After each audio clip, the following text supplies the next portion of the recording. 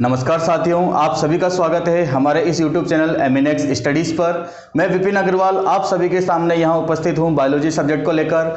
इस सब्जेक्ट को शुरू करने से पहले मैं चाहता हूँ कि आप हमारे चैनल को लाइक करें, सब्सक्राइब करें और ज़्यादा से ज़्यादा शेयर करें। आज का जो हमारा टॉपिक है वह है सेल या कोशिका। इस टॉपिक से रिलेटेड कई प्रकार के प्रश्न रिट में, पटवारी में और राजस्थान पुलिस जैसे एग्जाम्स में पूछे जाते हैं और इस टॉपिक से रिलेटेड जितनी भी जानकारी है वो सारी जानकारी मैं आपके साथ शेयर करूंगा। चलिए आज का टॉपिक शुरू करते हैं। सेल या कोशिका। सेल या कोशिका टॉपिक हम बचपन से सभी विद्यार्थी पढ़ते हुए आ रहे हैं तथा जब भी इस टॉपिक का नाम आता है तो हमारे सामने एक उदाहरण प्रस्तुत होता है जिसे शुरू से हम अनुभव करते हुए आ रहे हैं। जैसे हमें बताया जाता है कि किस प्रकार से अगर एक भवन का निर्माण करना है या एक कमरे का निर्माण करना है या किसी इमारत का निर्माण करना है तो उस इमारत का निर्माण करने के लिए जो सबसे ज़्यादा आधारभूत इकाई या सबसे महत्वपूर्ण चीज़ होती है वो होती है ईंट या ब्रिक्स। जिस प्रकार से एक के ऊपर एक रख करके ईंटों की एक दीवार बन जाती है और ऐसी अगर हम 4 दीवार बना दें तो एक कमरे का निर्माण हो जाता है। उसी प्रकार से अगर हम मानव शरीर की बात करें या किसी एक सजीव की बात करें तो यह जरूरी है कि उस सजीव की जो आधारभूत इकाई है वो इस प्रकार से सक्षम हो कि वो शरीर का निर्माण कर सके, उसकी साथ में क्रिया कर सके और संरचना का निर्माण कर सके। इसीलिए अगर हम कोशिका की परिभाषा की बात करें तो हमारे सामने कोशिका की परिभाषा इस उदाहरण से इस प्रकार से निकल कर आती है। देखिए, जीवन या जीव की आधारभूत संरचनात्मक एवं क्रियात्मक इकाई या यूनिट कोशिका कहलाती है। ध्यान दीजिएगा मित्रों, परिभाषा पर। इस परिभाषा से कई प्रकार के प्रश्न पूछे जाते हैं। कोशिका या सेल क्या होती है? जीवन की या जीव की आधारभूत फंडामेंटल बेसिक संरचनात्मक स्ट्रक्चरल एवं क्रियात्मक फंक्शनल यूनिट क्या कहलाती है? कोशिका कहलाती है। अर्थात अगर एक सजीव का निर्माण होना है या किसी भी एक जीव का निर्माण होना है तो उसके लिए यह जरूरी है कि उसमें एक जीवित कोशिका उपस्थित हो जो संरचनात्मक एवं क्रियात्मक रूप से सक्षम हो जिससे एक जीव का निर्माण हो सके। नेक्स्ट देखिए आप यहाँ पर, नेक्स्ट आपका क्या प्रश्न पूछा जाता है सेल या कोशिका से कि कोशिका की खोज सर्वप्रथम किसके द्वारा की गई? कोशिका की खोज सर्वप्रथम की गई रॉबर्ट हुक के द्वारा। रॉबर्ट हुक ने कोशिका को कहां पर खोजा? बहुत ही इंपॉर्टेंट टर्म है, ध्यान रखिएगा। कोशिका की खोज सर्वप्रथम किसके द्वारा की गई? रॉबर्ट हुक के द्वारा। और रॉबर्ट हुक ने इस कोशिका को कहां पर खोजा? कॉर्क की कोशिका में। कॉर्क की कोशिका में, या हम कह सकते हैं कॉर्क की स्लाइस में। स्लाइस का मतलब कॉर्क की एक पतली सेक्शन कटिंग, कॉर्क की एक पतली खांच। देखिए कॉर्क क्या होता है? कॉर्क एक लकड़ी का ढक्कन होता है। कॉर्क क्या होता है? एक लकड़ी का ढक्कन होता है जिसे वाइन की या मेडिकल में मेडिसिन की बोतलों पर लगाया जाता है, एक कैप के रूप में उपयोग में लिया जाता है। तो हम इस उदाहरण से समझ चुके हैं कि जो कॉर्क है वो क्या है? एक लकड़ी का ढक्कन है। और आप सभी जानते हैं कि लकड़ी किससे प्राप्त होती है? लकड़ी पादप से प्राप्त होती है।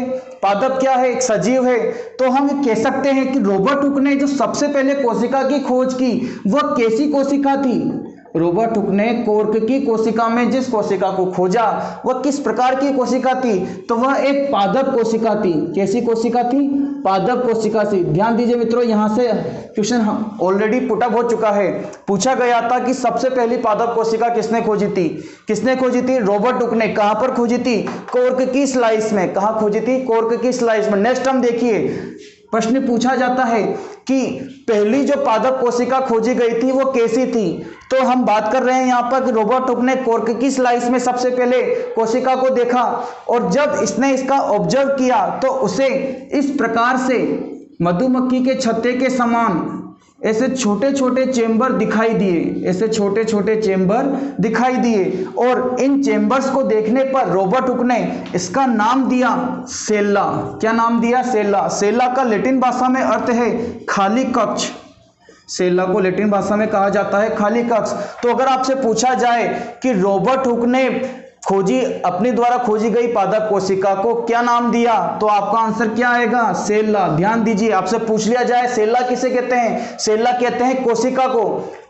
सेल्ला टर्म किसके लिए उपयोग में लिया गया था? पहली खोजी गई या डिस्कवर की गई कोशिका के लिए। नेक्स्ट देखिए, अगर आपसे पूछा जाए कि यह पादप कोशिका कैसी थी, तो कोर्क लकड़ी से प्राप्त होता है, और अगर हम किसी लकड़ी के टुकड़े को पादप से अलग कर दें तो उसमें उपस्थित कोशिकाएं कैसी हो जाती हैं? मृत हो जाती हैं। तो यह पादप कोशिका अब क्या कहलाएगी?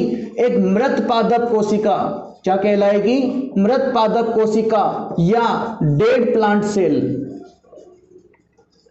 तो देखिए हमारे पास एक नई टर्म आ चुकी है, यहां से भी ऑलरेडी कई एग्जाम्स में क्वेश्चन पुटअप किया जा चुका है। आपसे पूछा जाए कि पहली मृत पादप कोशिका की खोज किसने की, तो यह खोज की रॉबर्ट हुक ने। पहली मृत पादप कोशिका को कहां देखा गया? कोर्क की स्लाइस में देखा गया। पहली मृत पादप कोशिका को क्या नाम दिया गया? इसे सेल्ला नाम दिया गया। सेल्ला का क्या अर्थ होता है? सेल्ला का अर्थ होता है खाली कक्ष या खाली कमरा। यहां तक की जानकारी के बाद में नेक्स्ट देखिए कि सेल या कोशिका से नेक्स्ट टर्म आपका क्या बनता है। नेक्स्ट पॉइंट आपसे क्या पूछा जाता है? आपसे पूछा जाएगा कि रॉबर्ट हुक ने कोशिका का जब अध्ययन किया तो उस अध्ययन के विषय से संबंधित जो किताब लिखी उसका क्या नाम है? तो रॉबर्ट हुक के द्वारा कोशिका के अध्ययन में लिखी गई किताब का नाम या बुक का नाम क्या है? उसका नाम है माइक्रोग्राफिया।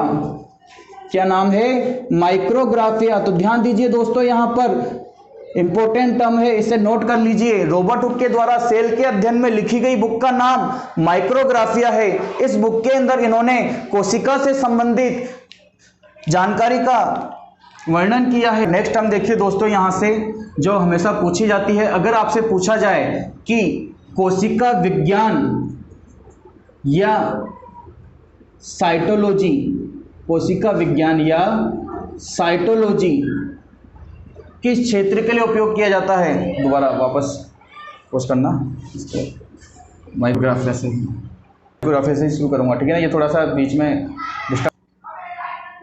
रॉबर्ट हुक के द्वारा लिखी गई बुक का नाम है माइक्रोग्राफिया। नेक्स्ट हम देखिए दोस्तों, जो सेल से पूछी जाती है, पूछा जाता है कि कोशिका का अध्ययन क्या कहलाता है? कोशिका का अध्ययन क्या कहलाता है? ध्यान रखिए, स्टडी ऑफ सेल क्या कहलाएगी? Cytology. Study of cell cytology या कोशिका विज्ञान। ध्यान रखिए दोस्तों, अगर आपसे पूछ लिया जाए कोशिका का अध्ययन क्या कहलाता है? साइटोलॉजी या कोशिका विज्ञान। नेक्स्ट हम देखिए, जो आपके यहां से ज्यादातर पूछी जाती है, आपसे पूछा जाएगा कि फादर ऑफ साइटोलॉजी कौन है? कोशिका विज्ञान की कोशिका विज्ञान या साइटोलॉजी शब्द किसने दिया है? कोशिका विज्ञान या साइटोलॉजी शब्द किसने दिया है? तो साइटोलॉजी शब्द या कोशिका विज्ञान शब्द दिया है हर्टविग ने। किसने दिया है? हर्टविग ने। नेक्स्ट टाइम आपका जो कोशिका से पूछा जाता है ज्यादातर एग्जाम्स में, वो पूछा जाता है कि फादर ऑफ साइटोलॉजी किसे कहते हैं? Father of cytology. तो ध्यान रखिए, यहां पर इंपॉर्टेंट टर्म है आपकी फादर ऑफ साइटोलॉजी या कोशिका विज्ञान के जनक। कोशिका विज्ञान के जनक। तो यहां पर इंपॉर्टेंट टर्म ध्यान देने वाली बात है कि फादर ऑफ साइटोलॉजी में नाम आता है रॉबर्ट हुक का। किसका नाम आता है? रॉबर्ट हुक का। ध्यान दीजिए दोस्तों, अगर आपसे पूछ लिया जाए इसी टर्म को नए तरीके से, अगर आपसे पूछा जाए इसी टर्म को नए तरीके से, जैसे कि फादर ऑफ मॉडर्न साइटोलॉजी किसे कहते हैं? फादर ऑफ मॉडर्न साइटोलॉजी के रूप में किन्हें जाना जाता है? तो ध्यान दीजिए दोस्तों, फादर ऑफ मॉडर्न साइटोलॉजी के रूप में जाना जाता है स्वानसन को। किसे जाना जाता है?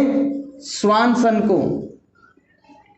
इन्हें फादर ऑफ मॉडर्न साइटोलॉजी या आधुनिक कोशिका विज्ञान के जनक के रूप में जाना जाता है। नेक्स्ट टर्म जो इसी पॉइंट से रिलेटेड है, आपसे पूछा जाए कि स्वानसन के द्वारा कोशिका के अध्ययन में लिखी गई बुक का नाम, तो स्वानसन ने कोशिका के अध्ययन में जो बुक लिखी है उसका नाम है सेल। क्या नाम है दोस्तों? सेल। ध्यान दीजिए, यहां पर इंपॉर्टेंट टर्म है, आपसे पूछ लिया जाए सेल बुक किसने लिखी है? तो सेल बुक लिखी है स्वानसन ने। किसने लिखी है? स्वानसन ने।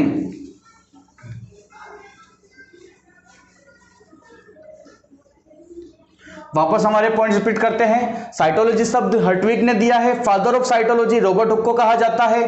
फादर ऑफ मॉडर्न साइटोलॉजी या आधुनिक कोशिका विज्ञान के जनक स्वानसन कहलाते हैं और इनके द्वारा लिखी गई बुक का नाम है सेल। नेक्स्ट आपसे पूछा जाए कि पृथ्वी पर जब सबसे पहले कोशिका की उत्पत्ति हुई या जब पृथ्वी पर सबसे पहले कोशिका ओरिजिनेट हुई तो वह किस फॉर्म में थी, वह किस जीव के रूप में उत्पन्न हुई। तो आपसे पूछा जाए कि पृथ्वी पर उत्पन्न हुई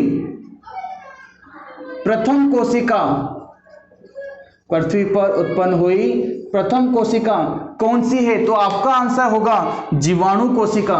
क्या होगा आंसर, जीवाणु कोशिका या बैक्टीरिया सेल। जीवाणु कोशिका या बैक्टीरिया सेल। शायद ये आपके फ्रेम में नहीं आ रहा है, मैं इसे यहां पर लिख देता हूं, जीवाणु कोशिका। ध्यान दीजिए मित्रों, इंपॉर्टेंट टर्म है, बैंक एसएससी में कई बार इस टर्म को पूछा जा चुका है कि पृथ्वी पर उत्पन्न हुई प्रथम कोशिका कौन सी है, तो इसका आंसर है जीवाणु कोशिका। फिर से रिपीट कर रहा हूं दोस्तों पॉइंट को, पृथ्वी पर उत्पन्न हुई प्रथम कोशिका है जीवाणु कोशिका। अब जब पृथ्वी पर सबसे पहले जीवाणु कोशिका की उत्पत्ति हो चुकी है तो यहां पर ध्यान देने वाली बात यह है कि यह जानना जरूरी है कि जब पृथ्वी पर कोशिका का निर्माण हो चुका है तो यह उत्पत्ति के आधार पर कैसी थी या संरचना की दृष्टि से कैसी थी। तो इस टॉपिक को आगे हम प्रकारों में बांटकर पढ़ेंगे और आगे की जानकारी के लिए आप हमारे नेक्स्ट वीडियो को देखना ना भूलें। और मैं चाहता हूं कि आप हमारे चैनल को ज्यादा से ज्यादा सब्सक्राइब करें, लाइक करें, शेयर करें और कमेंट करना ना भूलें। और ध्यान रखिए आपको जो नीचे दिखा लाल बटन है लाइक का, वो जरूर दबाना है और हमारे चैनल को इसी प्रकार से आपका प्यार देना है। मैं विपिन अग्रवाल फिर से नई वीडियो के साथ में आपके साथ जुड़ा रहूंगा। धन्यवाद।